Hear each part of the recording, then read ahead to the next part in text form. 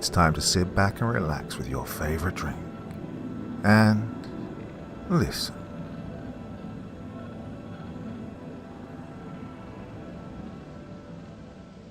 Hitchhiker's Haven. My name's Noah Riley and I like to burn things. It all started when I was 9, after my parents separated.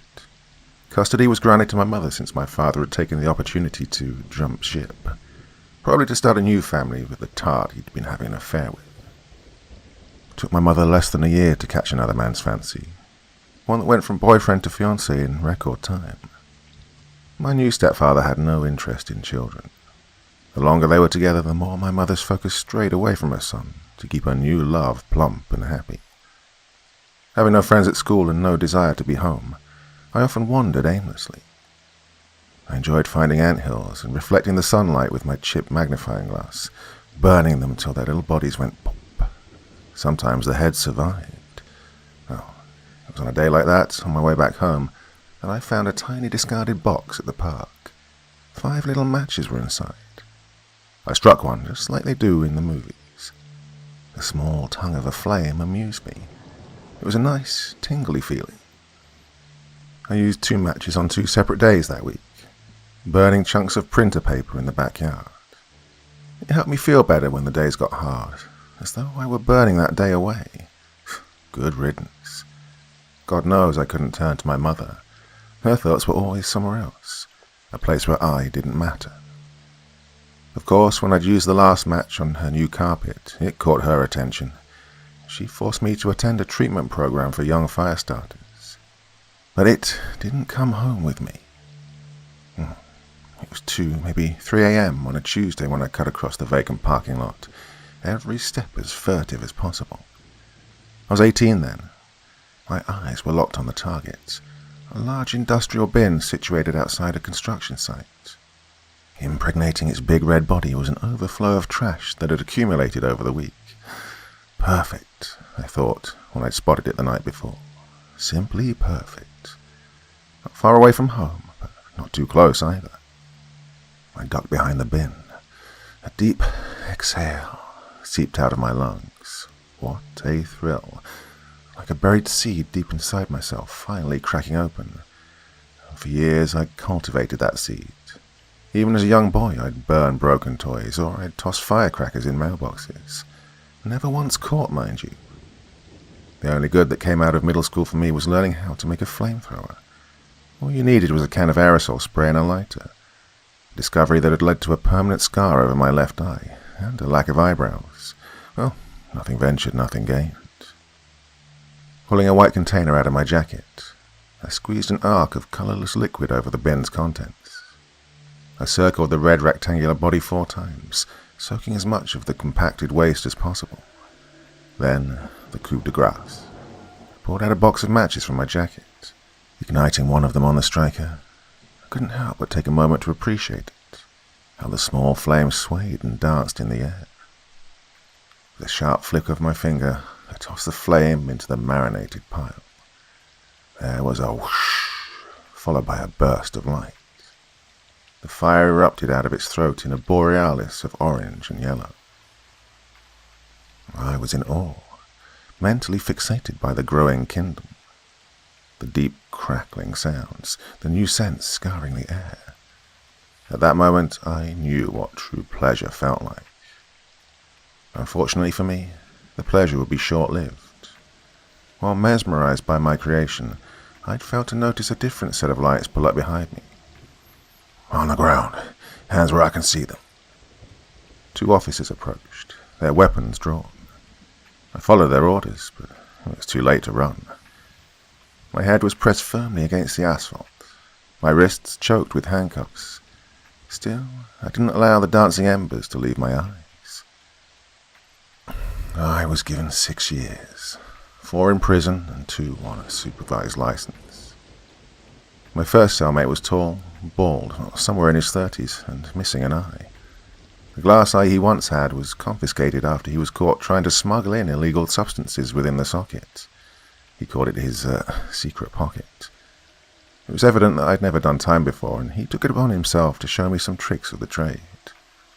Well, cellmates I'd have down the road were never as eccentric, but thankfully not problematic. The doors unlocked every morning at 7:45. I was kept from kitchen duty and only given tasks that didn't include fire, or most of the time laundry service or warehouse duty. The day-to-day jobs were menial and mundane, but better than sitting in a cell with the dullness gnawing at your skull. Nights were the most difficult. Sleep felt like it was an entirely different span of existence.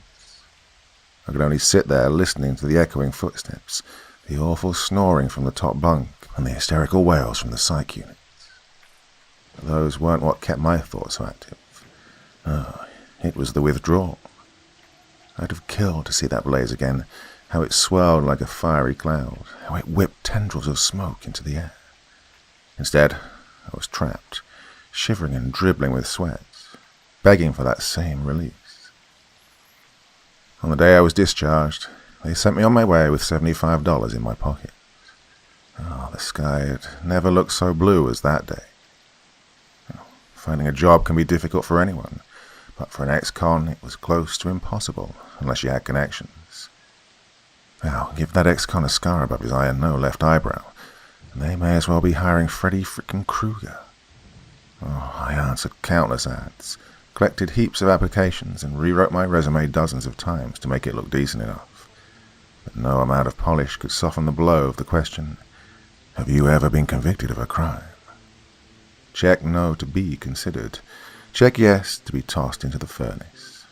There was the deal breaker. Don't call us, we'll call you. Well, freedom is good, but it wasn't long before I realized that the sentence didn't end when the gates opened. Despite the stigmatized cross I was forced to bear, there were always silver linings. When your brain has to adapt to years inside of a barred-up box, it finds any hopeful prospect to cling on to. My mother had left me her apartment and whining lemon of the car. Every room smelled like musty perfume fused with old candle wax. The bed was painfully hard and springy.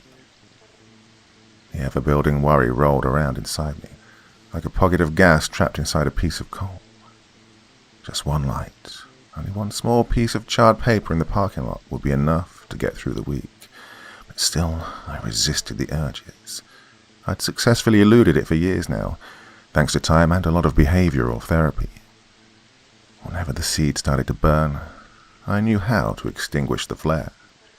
Well, miraculously, I was finally able to land an interview. The hiring position was for a graveyard shift at Hitchhiker's Haven, a family-owned gas station run by a man named Bennett Crawford. I rehearsed the interview dozens of times, drawing up every possible question I'd be asked, and a golden answer to counter them. Hitchhiker's Haven sat along a rural stretch of road between Redmond and Sisters, the two closest towns for miles. The rolling green hills and farmland pastures surrounded it. The faded blue peaks of the Cascades were outlined in the distance like paintings. I met with Crawford, who insisted on being called Ben. The man was no grease monkey, which is what I'd envisioned a gas station owner to be. His deep-set eyes were green and placid. The wide Cheshire grin he wore throughout the meeting didn't waver. "I'm sorry for this," Ben started, which made my heart begin to sink. "But I have to ask you, what landed you in the iron pen?" Well, the question was inevitable, but still startling. I bit the inside of my cheek. "Third-degree arson, sir." Ben's genuine, beatific expression didn't fade. "Tried to burn your last boss's house to the ground, eh?" I rolled my shoulders back. "No, sir. I'd never do anything like that, but after what he said to me, I knew I could never work for him again." "What did he say?" "You're fired." Ben suddenly looked surprised and then chuckled at my joke. "I'll give you a pass on that one. That's one thing I respect in a man. It's a sense of humor." The interview shortly ended after that, and we both shook hands. "I like you, Noah. You have a nice light to you. Be it the demeanor you carry or that cheeky tongue of yours, I feel you'd be a good fit for us. So, what do you say? Want the job?" I blinked, almost blurting out abso-freaking-lutely, but instead settled on, "Yes, sir." Then came the question I'd spent sleepless nights waiting for. "When can you start?" "Well, sooner the better, boss." first night shift started at 10 that evening. Outside, the metal canopy looming over the pumps bathed the lot in a fluorescent green glow. It was eerie, like a ghostly light guiding you from the dark stretch of road to an isolated gas station. Why Ben had chosen that colour was beyond me. Not a very inviting glow for hitchhikers. I was given the uniform, a grey short-sleeved shirt with HH printed in bold, lining perfectly over the left pocket. Each aisle was 4 feet wide, arranged in a grid formation across the interior. Not as big as the competitors, but just as convenient. Each of the multi-sided racks was stacked with assorted products from chips and candy to on-the-road vehicle supplies and accessories. LED cooler doors lined the wall across from the register, filled with their assortment of drinks. A plastic mat rested on the counter, designed like a map of Deschutes County. Dominating the counter space was a box of jawbreakers, a small stand of keychains, and a rack of colourful lighters I knew I'd have to ignore. Ben's grand tour lasted 30 minutes. We went over the nightly responsibilities, operating the register, restocking shelves and coolers, replacing the bags in the outdoor ice machine, and managing a clean workspace. "So," Ben said with a slanted look in his eye, "think you can manage something like this?" I gestured to my notes. "I'll be all right." "Good," he smiled, which quickly melted into a ruminating expression. "Given your history, I should hope you aren't one of the crazies." I raised a non-existent eyebrow. "What do you mean?"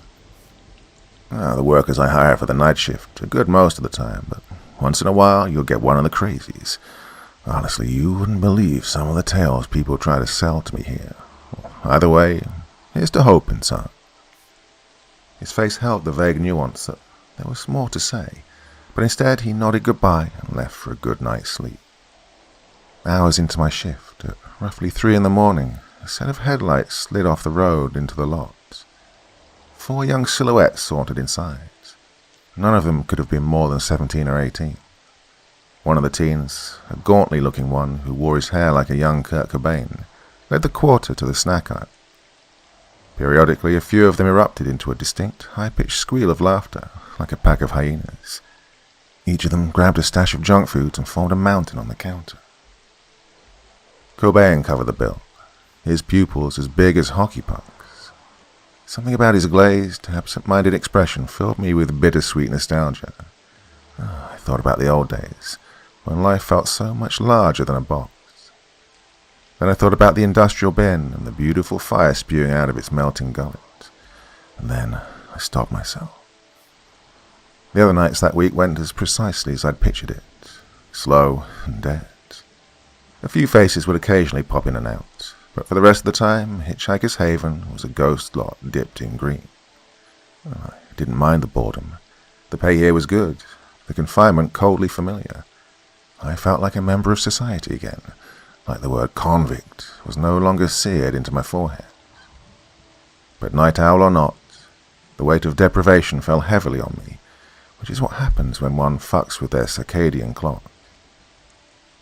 To counteract the drowsiness, I often retraced all the items on my to-do list just to keep my thoughts occupied. Clean. Check inventory stocks. Clean again. I scoured online for survival tips, ate healthier meals, well, sometimes, and dubbed caffeine my new god. And then, during one of those nights, it started to rain. Despite the forecast never mentioning a late-night shower, nor there being a speck of humidity in the air, the rain thrummed harshly against the windows and spilled over the canopy in small waterfalls. The automatic door slid open, and a person inched their way inside. They were wearing a faded blue jacket with the hood pulled down, and their hands shoved in their pockets. They walked with a stiff gait, squeaking their wet shoes along the tiles to the register. Beneath their hoods, a white face stared at me, or rather the suggestion of a face. A vague nose, no mouth whatsoever, and faint depressions where eyes should be. A creepy, non-distinctive mask. Jeez, any minute now I'm going to have a gun shoved in my face. Any minute now, I thought, unable to hide the apprehension in my face. The person raised one of their equally pale hands from their pockets, dropped change on the plastic mat, and reached for the box of jawbreakers. Their white, rigid fingers curved and almost seemed to lock as they lifted it out by the plastic wrapper. The bundle of wet quarters and pennies he'd left for me glinted from the overhead lights. The exact change for a jawbreaker. His candy in hand, he turned around and walked stiffly back to the door, retracing every waterprint. When the doors slid closed behind him, his vague outline passed between the green-tinged pumps and sank into the night's dark pellicle. I let out an eased breath. Thankfully, he hadn't whipped out a gun from his pocket and demanded everything from the register. But that didn't explain the mask. Why wear something like that if you weren't going to rob the place? As I sat there and pondered on it, I'd realized that the rain had ceased. It wasn't difficult to get my bearings back for the rest of the shift. In prison, you saw all kinds of weird shit and the crazies to go along with it. Was this what Ben had warned me about? I shrugged at the thought. Every nocturnal job had its share of freaks waiting for the sun to go down. Why would a lonesome gas station be any different? Well, whatever the case, I was confident I could stomach what Hitchhiker's Haven would throw at me. I'd hope so anyway. During another particularly dead hour with no customers, I busied myself with a second round of cleaning everything in sight. It was either that or watch the coffee dribble into the pot. I moved the plastic mat off the counter, realizing I'd never cleared the dust from beneath it. Something was written into the countertop, carved by way of a knife into its surface. Don't talk to it. I ran a finger along the deep grooves of the message, or rather the warning. Well, a week of normality then passed before the next downpour. I was ringing up a few items, Advil and 5-hour energy shots, for a red-eyed trucker.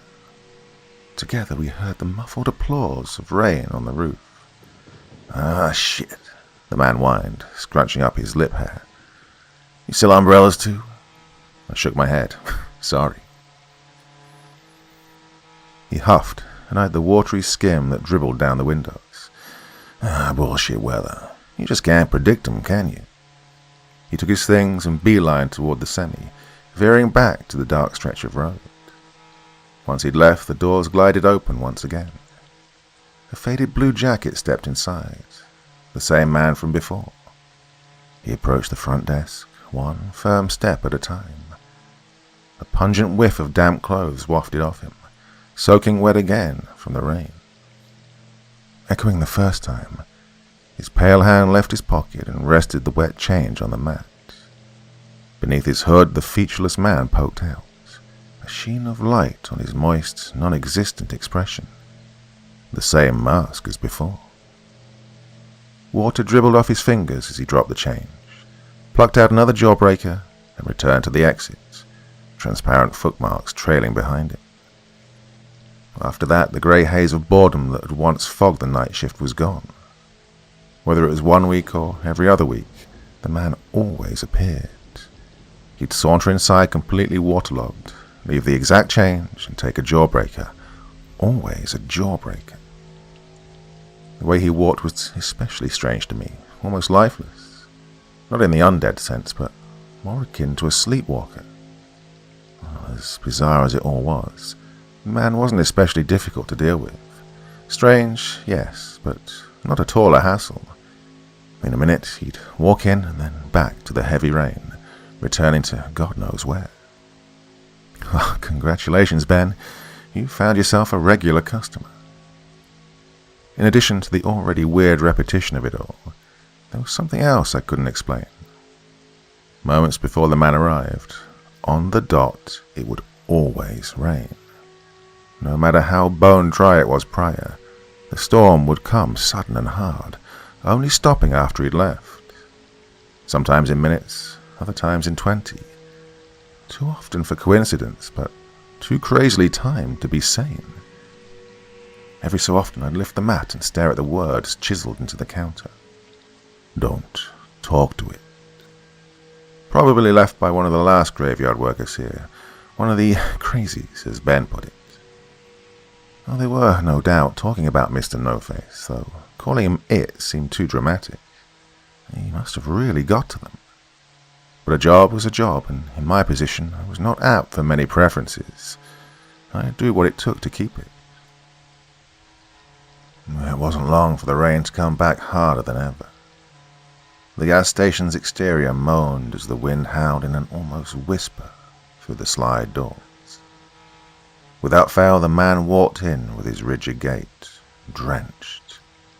But when he reached the register, there was no change out of his pocket or jawbreaker picked out of the box. This time was different, astray from the usual routine. He bored his rigid white fingers into a tight fist and slammed it against the plastic mat. Boom! The force shook the counter's flat surface and vibrated the register. The countertop merchandise shivered in their displays. One of the keychains fell from the stand, a grey cat winking at me. Before I could react, the ashen-toned fist rose again and fiercely dropped. Boom! The stand of lighters toppled onto my side of the counter, their transparent bodies scattering near my feet. Then, from the still, plaster-wall face, the hollow voice spoke out that left a sharp ringing in the air, as though it were made of glass. "Would you like to see my face?" "What?" The word blurted out of me, too late to reel back in. I was caught off guard, not expecting a question, let alone a sudden tantrum to come from him. At that moment, I'd broken the golden rule of Hitchhiker's Haven, carved gravely into its bedrock. The man stood there only a moment longer before the parts of his blank face began to move.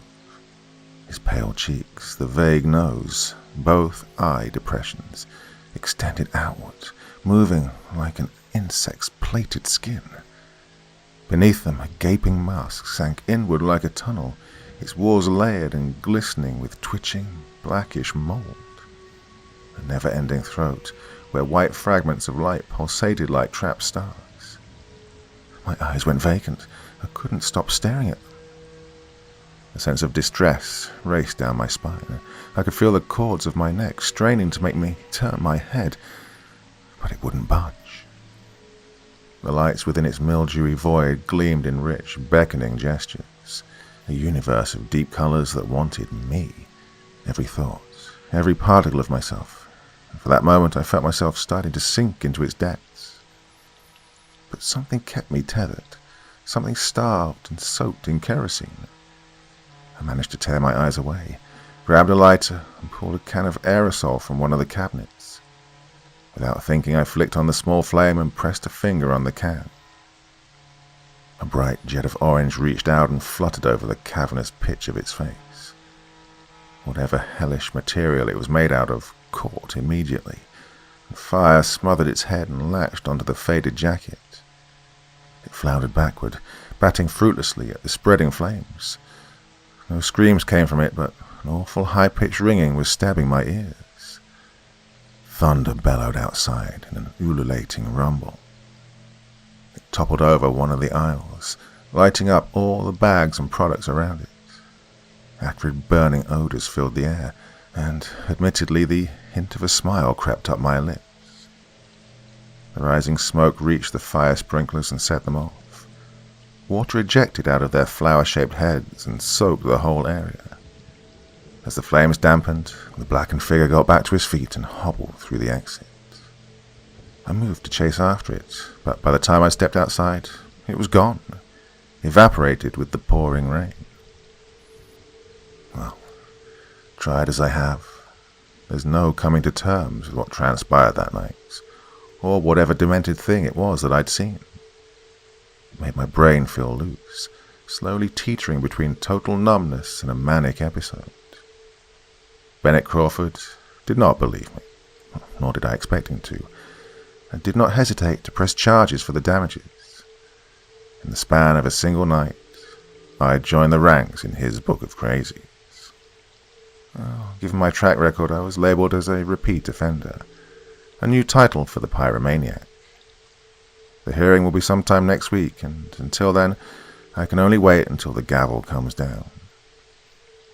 I still dream about those colors sometimes, like they're still imprinted somewhere in my consciousness, beckoning for me to go back there. Whatever it is they wanted from me, they were still calling. Will the next person Ben hires see the man with no face? Or will it bide its time, waiting for the right stuff to pop the question to? Would you like to see my face? Yes. Show me your face. Show me those colors, so that I can burn them all over again. Hitchhiker's Haven will go up in smoke when I'm through with it. Then where will you go? Wherever it is, I'm sure it'll be raining.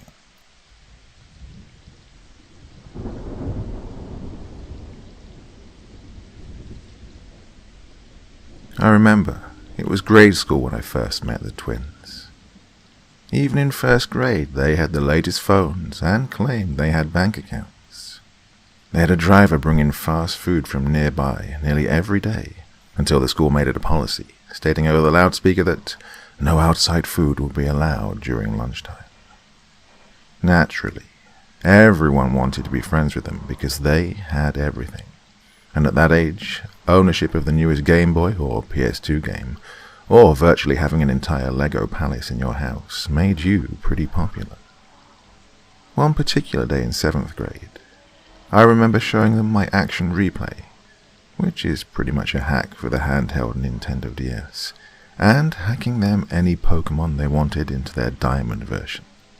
That day, we started our long-lasting friendship that started with something as small as a cheat for a video game. We lived in a pretty small town. There was only 1 or 2 options for high school, so, as you can imagine, most of us from grade school ended up in the same high school. At this point, I learned that their father was the owner of a big bank branch and several small companies.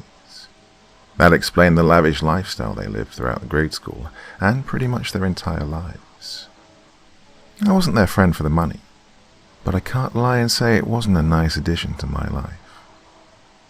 I ended up being pretty much their closest friend, and they weren't shy about giving me a taste of their life.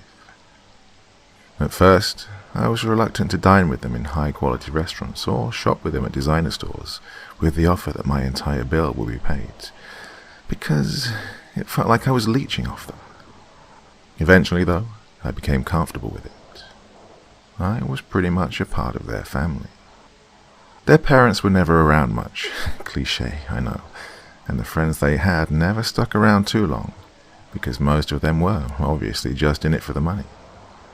It wasn't without reason, though. The twins were cocky and very outgoing, which made them more approachable, but at the same time it added to the rich asshole persona that drove a lot of people off. Hanging out with them for a long time, though, I learned that they were genuinely likable, funny to be around, and caring people at heart. When a classmate that they barely knew ended up being diagnosed with brain cancer, they put a load of money towards their recovery process without hesitation. I grew even closer to them during high school, hanging out with them nearly every day. When we graduated, we ended up going to different colleges. Unexpectedly, they ended up getting into Yale, while I decided to go to community college for a few years to save on money. We all agreed that we definitely needed to stay in touch, but unfortunately, as most of us know, that's harder than it seems sometimes, and we ended up drifting apart for most of the year. Closing in on the end of the year, I received a call from them. They said it had been too long since we'd seen each other, and that we should do an end-of-year trip to reconcile. I thought that was a great idea, especially seeing as they offered to pay for it. At first, I thought they wanted to fly out somewhere, but they'd been to so many different countries before. Surprisingly, they'd never been to another state before they went to college, so we decided to take road trips every year, at the end of the year to take a different state by car. We ended up doing these trips for all 4 years of college, each time going across country to a different place. In the 4th year, we traveled out to Florida and had some massive parties. We could make the drive back home in a day, but the car ride was grueling. One of the twins, let's call him Harris, was driving, and me and the other twin, Gabe, were drinking beers in the back. We were about an hour away from home, and it was 11 o'clock at night, pitch black outside.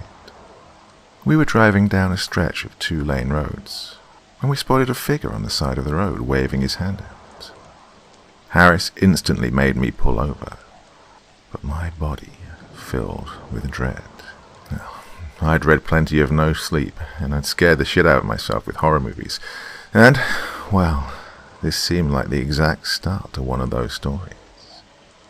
I told Harris not to pull over, that this man could potentially be dangerous, but he just laughed and slowed the car to a halt in front of the person.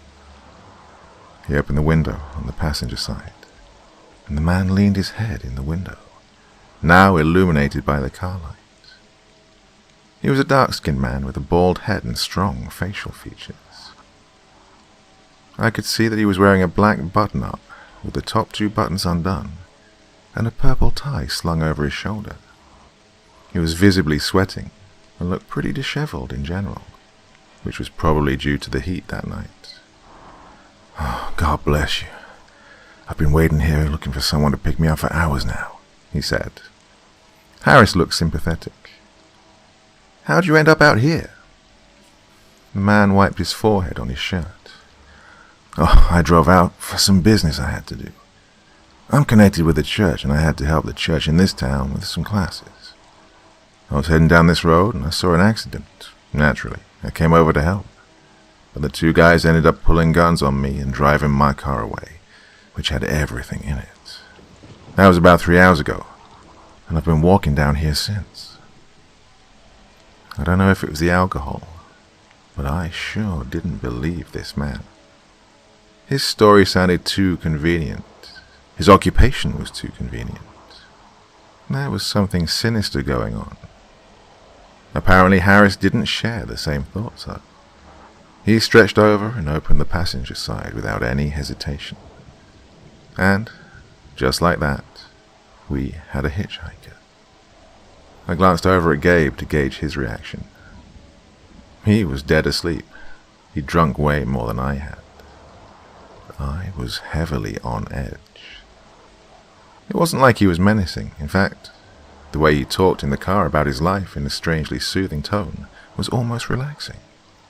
Nonetheless, I was checking his every move and ready to spring out the car the first chance I got. On reflection, I was definitely overreacting. And, like I said, this was probably due to the alcohol. I didn't even notice when the car stopped, and I looked out of the window to see my house. "I'm dropping you off first since your house is closer," Harris said. It was true. The town in which the man claimed to live was at least 20 minutes away from ours. I looked pleadingly at Harris, without wanting to verbally make it clear that I did not want him in the car alone with that man. I got nothing back but an eye roll. "Okay, call me as soon as you get home," I said to him, reluctantly exiting the car. I felt a cold grip on my wrist. The man had turned around and grabbed my hand through the gap between the seat and the door, smiling at me. "Bless your soul. Thank you for helping me out tonight." At the time, those words sounded as sinister as if he'd threatened to murder my entire family. I said nothing and departed into my house. Now, I'd like to say I was eaten up by worry, and I ended staying awake all night to wait for a call from my friends. But that would be a straight-up lie. My foggy, intoxicated brain couldn't handle much more, and I pretty much glided into bed that night. I'll never forget the dream I had that night, though. The passing years have proved that this type of thing doesn't just erase from your brain. My dream was a blurry highway. It was like I was looking at a video shot from a bird's eye view camera, but there was fog all over the lens when it was shot. The view seemed to slowly move down the highway until it stopped on a familiar car. The twins' car. The camera seemed to zoom in slowly to the car, but the lights were out and nothing could be seen. Out of nowhere, a blood-curdling, near-inhuman scream came from the car. I will never forget this scream, simply because I'd never heard anything like it before, so I couldn't comprehend how I was hearing it in my dream. It was utterly primal and laced with fear. Then, a pair of red eyes stared at the camera, as if they knew I was intruding on the scene. I woke up that morning in a very cold sweat. I remember the dream extremely vividly, ignoring the splitting headache that was gnawing at my head as a reminder that large quantities of alcohol are not fun to deal with the day after. I texted both of the twins. 10 minutes passed, no response. I tried calling each of them 4 or 5 times. Again, no response. I hopped in my car and stopped in front of their massive manor house. I buzzed at the gate, but to no avail. I was downright panicking now. If they didn't answer by tonight, I was definitely going to call the police.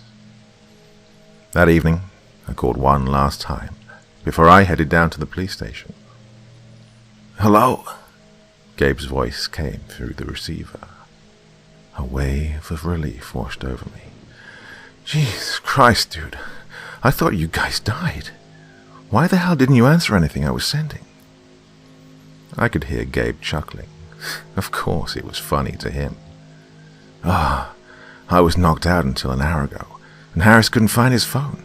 Must have left it back in Florida." Jeez, I was literally a minute away from going to the police station, man. You didn't even answer your buzzer. I can imagine a shrug came along with this answer. Harris was a fucking wreck. You know how much that phone is to him. He probably didn't even care that someone was there. The incident was never spoken about again in the next 2 years. In fact, I'd forgotten about the entire thing, even temporarily about the dream. Me and the twins didn't really speak much after we all graduated. We moved on to separate lives. Yeah, that happens sometimes. Nothing lasts forever. I always remembered them, though, because they still, occasionally, came back to that beautiful manor that I drove past quite often. One day, though, driving home past the manor, I was surprised to see police cars surrounding the place. Curiosity, and even a bit of fear, overwhelming me, I slowed down and pulled over nearby. Was there a break-in? Maybe one of them could even have gotten attacked by a rival company of their fathers. I had to know. I stepped out of the car and walked to the group of police cars blocking the entrance to the house. "What happened here?"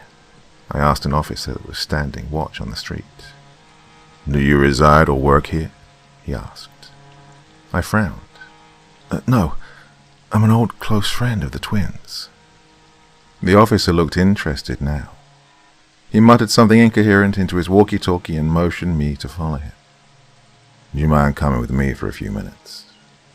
I was confused but obliged. I had no reason not to. That's when everything really began to turn upside down. I ended up going down to the police station with an officer, and he started questioning me about the personality and nature of the twins, not giving me any insight into what had happened. I told him as truthfully as I could. They were wild, but not bad people, generous even. The officer seemed to write this down, and left me alone in the room for about 10 minutes. Then he came back and explained the situation. "A couple of weeks ago, we got a report from the next town over that they needed us for help in a case. A fisherman had taken his boat out near a swamp, and he found something floating in the water. He reeled it in, and it was, in fact, a severed human head, nearly reduced to a skull." My stomach sank. One of the twins had died, and in a terrible way. I instantly felt the beginning of tears creeping up to my eyes. It was reported, and eventually the officers did an extensive search of the area, and they found a body buried nearby. He was hard to identify, but we eventually matched it back to someone who'd been missing for a while. A priest. Now I was confused again. So it wasn't one of them. How was this relevant to the twins? We managed to get DNA from the body, and we found a massive amount of Harris and Gabe's DNA at the scene. I felt dizzy. You think they killed them? They're some of the kindest people I know. That's straight up ridiculous. I was in denial. There was no way they'd killed anyone. I knew them better than their damn parents did, and murder was completely beyond them. But then, a little gear clicked in my head. I remembered the hitchhiker. I remembered leaving them alone in the car, and the casual smile on Harris's face. I remembered the dream, with the scream of a voice I didn't know, and I felt sick. If I had eaten that day, I would have thrown up everything in my stomach. Instead, I just sat there, paralyzed. I told the officer what I knew. For the next few days, I was insanely depressed. I didn't go to work. I didn't eat or drink much. I didn't even leave the house. Were my two childhood friends really murderers? There was just no way that they could be. There was no reason for them to do it. Neither of them had shown even a slight violent tendency in their entire life, well, as far as I'd seen. The trial came up. They were being accused of first-degree murder. I was going to testify that I could put them at the scene of the crime that night. I think the only reason I did it was because I had to know. It was eating me up inside and killing my entire life. The thought that my childhood best friends were murderers. That day at the trial was an unforgettable one.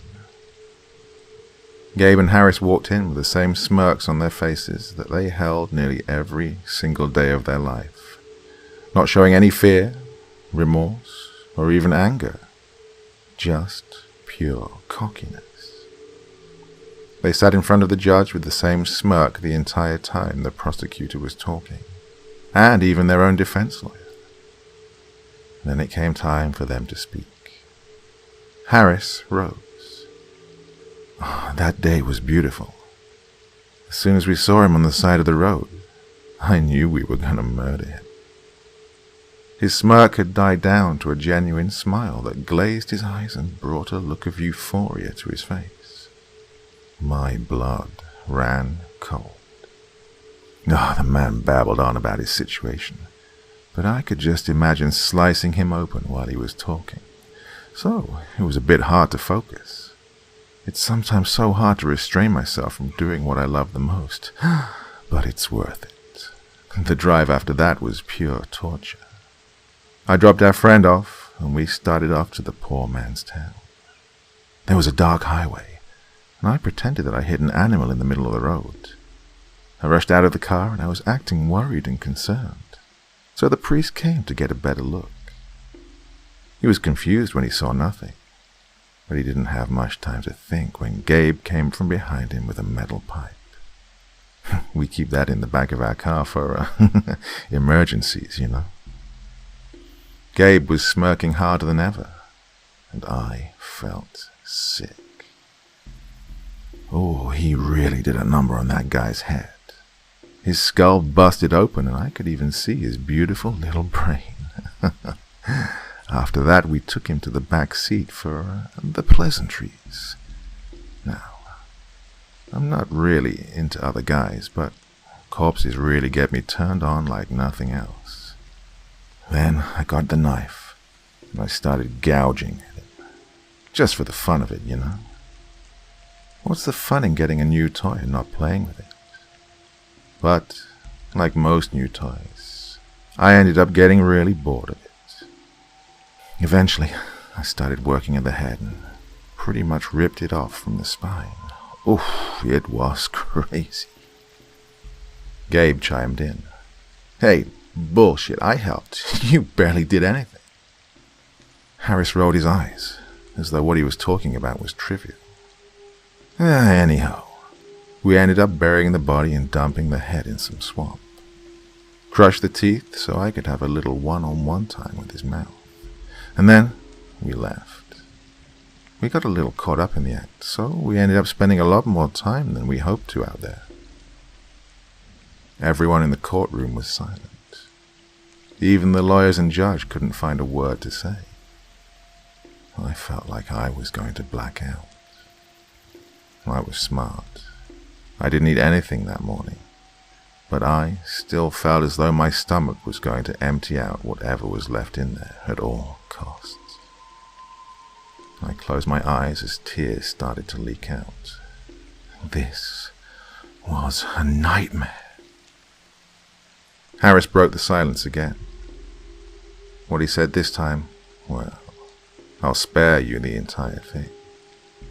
I'm getting nauseated thinking about every little detail that he provided for the 3 other murders he'd committed. 22-year-old girl in California. They grabbed her at a concert, cut out her tongue and stabbed her 4 times in the throat. They threw her body down onto the rocks below. 25-year-old girl in Chicago. Harris stabbed her to death in the bathroom of a nightclub, and they snuck her body out through a window. They beat her corpse to unimaginable lengths and left her in a dumpster. A 30-year-old in Vegas.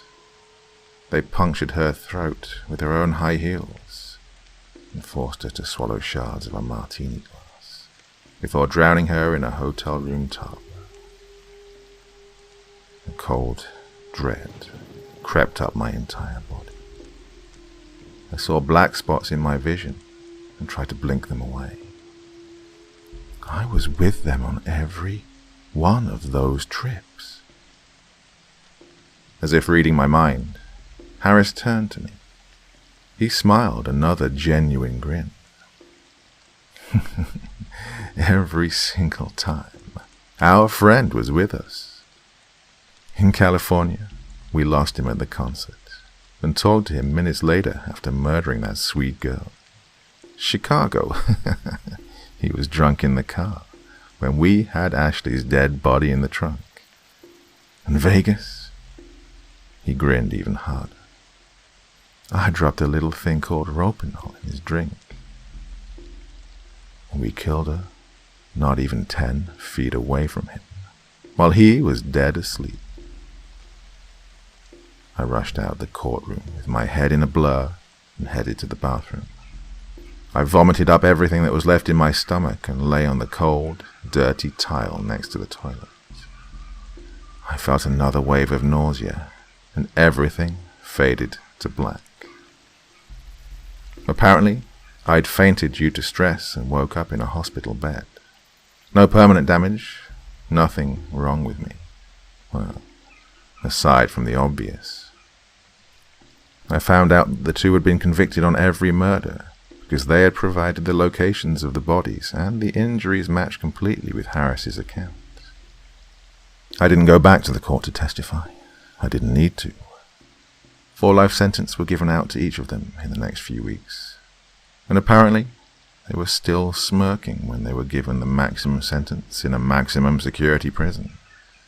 The 2 were never going to see the outside world for the rest of their lives. I was horrified at first. I had been present for every single murder.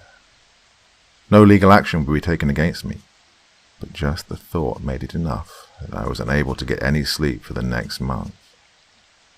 I went to work every day like a zombie. I was losing weight. I was depressed. I don't know how, but I did get over it. I couldn't sit and live in despair my entire life. That would have meant that they'd won. They wanted to torture me.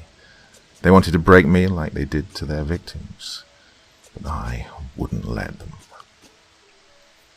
Sometimes I wonder if they were always like this, or did something change them? I've come to the conclusion that they had to be like this the entire time. I think the evil had to be lurking inside them, waiting for a single opportunity to present itself to the world. This story didn't hit the media, of course. Money controls this world, and someone like their father isn't going to let a small stain like this ruin his perfect company. Anyone who wasn't in the courtroom that day wouldn't know a thing. I wonder exactly how much money he lost covering up this entire thing. He didn't show at the trial and didn't make a statement. As far as the world knew, those twins had no connection to him. It's been years since that day in the courtroom, and I've moved on, for the sake of myself and everyone that the twins hurt. I have a good life. I have a family. It sounds cliche, but man, I was goddamn blessed to still have my life. They never showed any hostility towards me, never showed any signs. But they could have killed me plenty of times. I had no guard around them. Like I said, I've moved on for the most part. And still, there are always late nights when I'm sitting up in bed unable to sleep. I start to feel terror. My mind starts to race, and the dread creeps up on me like vines curling up my skin. I never told them about the dreams. I remembered them when I woke up in the hospital. Not just that one night, no. I had a dream during every single trip. Specifically, the nights when the murders occurred. Every time the setting was different. One near a cliff, one in a bathroom, one in a hotel room. Every time the scream was different. But the red eyes were always the same.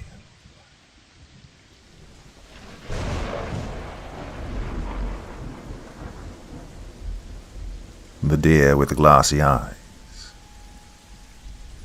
When Todd awoke, he was lying on a bed of dead leaves and pine needles. Above him he saw a canopy of tree branches that was swaying in a light breeze. He sat up and groggily rubbed his eyes. Where was he? The last thing he remembered was spending a night out with his friends. Peculiarly, he found himself unable to recall how much time had elapsed between then and the present. Not merely as if he blacked out from drinking to excess, or anything like that, no. He found that he was uncertain of whether what he remembered had occurred hours ago, days ago, or even years ago. Actually, time seemed somehow meaningless to him, as though the fabric of it had blended together, and each moment was indistinguishable from the next. The night air was cool and fragrant. He could hear the call of an owl in the distance, and crickets chirped from the surrounding undergrowth. He felt around in his pockets for anything useful, but found them empty. Since he was completely and utterly lost, he figured there was nothing other to do than begin walking and hope he encountered civilization. His legs felt heavy, as if they were made of lead, but he strained to lift them, and gradually the feeling disappeared. He was frustrated to find that whatever forest he was in was dense enough and large enough that he was unable to see anything other than the trees in any direction. He looked upwards, hoping to find some bearing among the stars, but, quite oddly, there appeared to be none. Perhaps the sky was simply overcast, he thought, but he had a strange feeling of emptiness within himself while looking at it. The moon was perhaps even more jarring than the absence of stars, for it was larger than he'd ever seen, and it glowed with a crimson hue. In fact, it was so unusual, he supposed it might be an entirely different moon than the one he was familiar with. But that was impossible. Even if that were the case, where would he be then? The edges of it seemed to almost fade into the black abyss around it, and its surface seemed to swirl and lack definition, almost as if it had been painted onto the inky backdrop of the sky. No. Now that he looked closer, he found that the swirls were moving, undulating, as if they were parts of an entity, or even as if the whole orb was alive, or burning with a fire of its own. Was this strange place only part of a dream? It couldn't be. Everything was far too vivid. Every tiny detail, from the sensation of the wind chilling his skin to the sounds of the night that he heard around him, so incredibly real. Yet in a way they also felt artificial. Something about all of it was wrong. very wrong. He couldn't place his finger on why exactly, but it felt like a facade, like everything around him might fall apart at any moment and reveal something monstrous. Perhaps it had already revealed itself, or was in plain sight, and he was blind to it. Either way, he felt tense and on guard. He tried to push his worried thoughts to the back of his mind. All that mattered now was finding a way home. Well, in any case, he surmised the moon's light was the reason he could see everything so clearly. If he could even call the strange thing in the sky a moon. The alien sphere was not as radiant as the sun he knew, but still bright enough to provide almost complete visibility. And he was grateful for that, at least. Todd had once enjoyed looking at the constellations on pleasant nights. He'd take a chair out on the porch and sit for hours, just admiring their majesty. He had to bring a chair outside because all of the outdoor furniture had been virtually destroyed by the ravages of time. The entire home was only a short while from crumbling into an uninhabitable shell. Well, he couldn't afford to fix it, so eventually it would. When his mother had died, she left the house to him in her will. He'd left his apartment in a bustling downtown area to move back in. Oh, it pained him to see his childhood home as faded and decrepit as it was. His mother had been really too old to take care of it for years, but it was larger than his tiny, cramped single-room apartment, and it saved him money not to pay rent every month. Also, he liked the relative isolation of it. At least he had before, but now it felt incredibly lonely. His brother was older by 5 years. He was certainly the more successful sibling in everyone's eyes. He was a wealthy doctor and business owner that lived in a modern mansion not far from the old house. It was a beautiful home, especially when compared to the looming ruin of what once was that his brother inhabited. Todd hadn't done any stargazing recently. Not only did he not have time for it, but it also no longer brought him the joy it once had. Even though he felt that where he was and what was happening were real, Todd continued to hope that he was dreaming, that he'd wake up in his bed and return to his mundane life. Sure, he'd been struggling after his recent breakup with his girlfriend of 4 years, and had been stuck in a terrible dead-end job which hardly paid him the minimum wage. And true, it felt like every part of his life was meaningless, with everything dying and decaying around him. But all of those problems and feelings seemed so trivial now. At least he was familiar with all of them, and he thought maybe things would get better eventually. What he was experiencing now was terrifyingly unknown. Todd recalled getting lost once before, when he was young.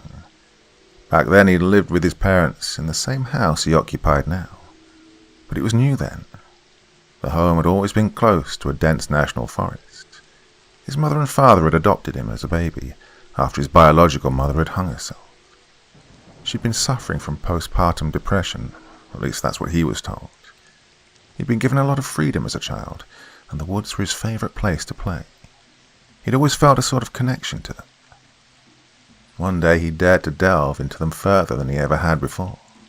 He was feeling adventurous, and though he was vaguely afraid that he wouldn't be able to find his way back home, his adolescent mind concluded that, as long as he kept walking the same way, he could always walk the opposite way to get back. He remembered encountering a clearing and finding a deer standing in it. He had been in awe of it. To him it had looked so big and powerful. Its fur looked soft and silky, and Todd had wished he could pet it. The deer was unfazed by his presence, and its eyes studied the boy. They were big and remarkably shiny, so shiny in fact that they looked as if they were made of glass. Eventually it grew bored and bounded off back into the trees. After the shock and amazement had worn off, Todd realized that he couldn't recall which way he'd been walking. And he panicked and began screaming, tears streaming down his face. He ran pointlessly through the undergrowth, tipping several times on protruding roots and rocks. His eyes were clamped shut. When he opened them, by some miracle, he found he could see his house in the distance. Todd had always liked to think that he had a guardian angel, or something of the sort, that had protected him that day. But once he moved out and his life had declined, that idea quickly left him. After he walked for what seemed like ages, the forest was still thick and unyielding all around him. The feeling in his legs had long since returned, but this time at least he could place exhaustion as the cause. He'd nearly given up hope, when his ears picked up a sound they hadn't noticed before. It seemed to be some sort of music, coming from somewhere off in the distance. Elated, Todd began bounding in the direction he'd heard it coming from. It grew louder as the trees began to thin, and he started to make out a brightly lit building in the distance. As he drew nearer, it became clear that the building was a diner. When he reached the front doors, he saw people inside. The place seemed to be bustling with activity. As he entered, a little bell rang, and he could see some patrons seated at booths and tables. Others were dancing around an old jukebox, playing loudly in the corner, which must have been where he'd heard the music coming from. "Oh, just seat yourself," a warm voice called from somewhere behind the front counter. Todd welcomed the opportunity to rest his weary muscles and sat down on one of the brightly coloured bench seats. After a moment, a waitress approached the table. "Can I get you started with something to drink?" she asked cheerfully. Todd couldn't place it, but something about her felt odd, even malevolent. She looked like a perfectly nice, middle-aged lady. Her auburn hair was slightly greying and her uniform was pastel pink in colour, but he couldn't suppress the sense that something was wrong. Maybe some water, thanks," he said shakily. The waitress nodded, gave him a smile, and was about to retreat behind the counter again, but he spoke and said, "Wait, actually, I'm afraid I don't know where I am. Is it all right if I use your phone?" "Of course," she said. "Come up to the counter. You can use the one there." He walked over and she pulled out a rotary phone and sat it next to him. Todd was surprised. He hadn't seen one of these phones in years. Oh well, he thought. He supposed it works just as well as any other phone. He picked it up and decided to dial his brother. The fact that he lived so close was what made Todd feel he was the person to call. Todd had no clue where he was, so that fact wasn't necessarily helpful, but his panicked mind overlooked that, and he concluded his brother was probably the best person he could rely on to come and pick him up. He realized as the phone rang that he didn't even know where to tell his brother he was located. If he was able to swing by and pick Todd up, that information would, of course, be vital. He shouted for the waitress, but she either didn't hear him or didn't pay him any mind. After several rings, someone seemed to answer on the other end, but nothing came out of the receiver but static. He frowned and tried calling again, then calling his mother, both with the same result. Even calling emergency services yielded nothing. Dejectedly, he put the phone down. Todd pondered his options. He could wait for the waitress to return and ask for directions, he supposed, or he could leave and simply begin walking in the direction he'd been headed before, and hope to find somewhere with a working means of communication. Well, he eventually reasoned that he might as well at least ask the waitress if she could give him directions before blindly heading out into the darkness again. He sat back down and closed his eyes. He was tired, so very tired. He became aware, however, that the feeling of dread within him was growing. Something about the music coming from the jukebox seemed more sinister than before, and, opening his eyes, the dancers seemed more frantic, rapidly swinging and stepping around at a frenzied pace. The diner, before strongly illuminated, was now filled with dark, shifting shadows. He felt his chest seize up and his breathing became shallow and labored. Sweat began dripping down his forehead. The people seated at the other booths and tables were all somber, he now noticed. None of them were actually eating food either. They weren't crying or showing much of any emotion, rather, they were perfectly calm. Still, he felt an overwhelming wave of their sorrow crash down upon him. They were all hopeless, full of despair, but acceptant of what was to come. Or what their fates had led them to, whatever that was. Wanting to escape the horrible gloom and rising fear he felt, he darted out the doors. Todd didn't know where he was running to, nor did he care. He only wished to be further from that diner. Around him, the forest, before filled with the sounds of nocturnal life, was totally silent. The air felt almost frigid. All he could hear were his heavy footsteps and the branches of the trees above being thrown about by the wind. Yes, he could hear the wind too. He thought its sound had changed. Now it sounded like a loud, overpowering chorus of mournful wails. He closed his eyes, just as he had years before, and prayed. A single tear escaped and rolled down his cheek. Somehow, when he opened them, he found himself walking along a dirt path. He paused for a second and pondered how ridiculous that was. He hadn't moved an inch, yet there was now a clear trail beneath his feet. As far as he could see in the red moonlight, the trail extended limitlessly in the distance. Todd chuckled at the absurdity of it all, a laughter that was tinged with desperation. He decided he might as well walk along it. After all, he had to have found himself on that particular trail for a reason. Nothing made sense to him anymore, anyways. After walking for a while, he came upon a strange sight. A child standing ahead of him, staring at him. As he got closer, he realized that it wasn't just any child. It looked exactly like himself. Almost 30 years younger, at the age when he'd first gotten lost in the forest. The trail forked two ways slightly further along than where he saw the boy standing. As Todd approached, the child began walking toward him. Once he reached Todd, he grabbed his hand. Todd was thoroughly confused, but felt strangely calm at the same time. The boy said, "Come with me."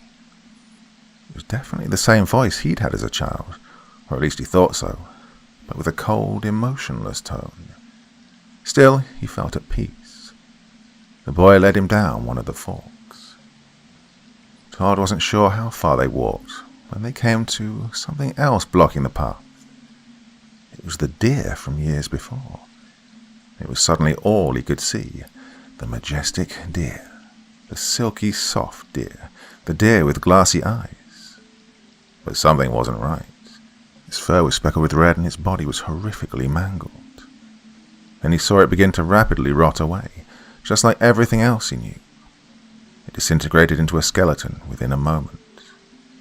Todd felt chills run over his entire body and didn't understand what he'd just seen or why he'd seen it. But he closed his eyes and felt the child's hand continue to lead him forward. Todd suddenly heard a rushing noise. Sensing that his hand was no longer being held, he stopped abruptly. At first he couldn't quite place what the noise was. However, when he opened his eyes, he was delighted to find that he could see a highway less than 100 yards away. He exclaimed in joy, but as he began sprinting towards the road, his movement became slower and slower as his body was gripped by fatigue. He was so close. His mind and thoughts began to get blurry. Like the last embers of a burning log, his memories were being extinguished one by one. He somehow managed to reach the highway and saw a myriad of cars speeding by. He attempted to flag someone down, hoping to get a ride home. He couldn't recall where home was at the moment. He just somehow knew he'd end up there. Surprisingly, a black limousine pulled off onto the shoulder almost immediately.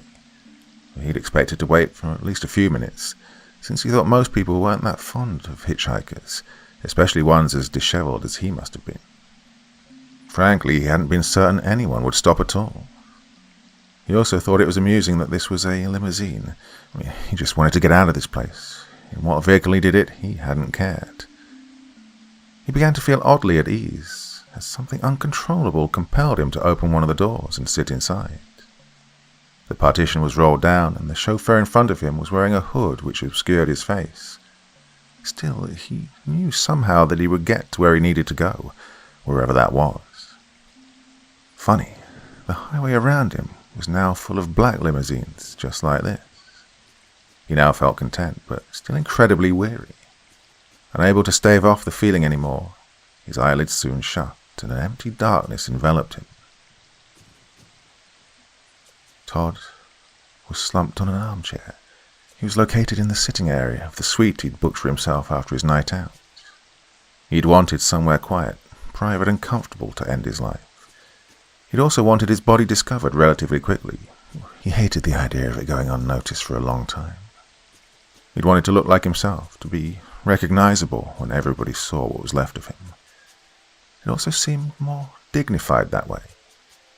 He didn't wish to scar the minds of his family or friends, though, so he hoped that staying in the hotel would mean he was discovered sooner, and the staff probably wouldn't be as traumatized. The suite was perfect. It was a beautiful set of rooms, and while it was expensive to rent them, he'd figured out there was no harm in it. After all, money wouldn't mean anything to him soon anyways. In his hand was a revolver. There were 5 rounds still in the chamber. Only one was missing. That one bullet, shot after several minutes of hesitation, had been enough to finish the job. A cleaning lady that happened to be passing by entered the room after hearing the gunshots. It took her a moment to process the grisly sight. The image of it imprinted on her mind. Once the sheer shock had worn off, she screamed and collapsed to the floor and began sobbing in horror. Her cries attracted attention from both staff members and other guests. A crowd of gawking onlookers soon flooded the hallway, and the police arrived mere minutes later.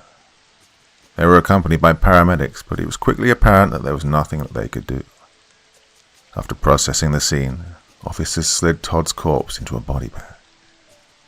An autopsy would be conducted in the morning, but it was really only a formality. It was apparent to everyone that Todd Greenwald had shot himself, holding the gun to the roof of his mouth and firing. But what wasn't apparent was that Todd hadn't died after pulling the trigger, at least not completely. For a short while he'd smouldered, not alive or conscious in this world, but perhaps conscious and alive in another sense, in another place.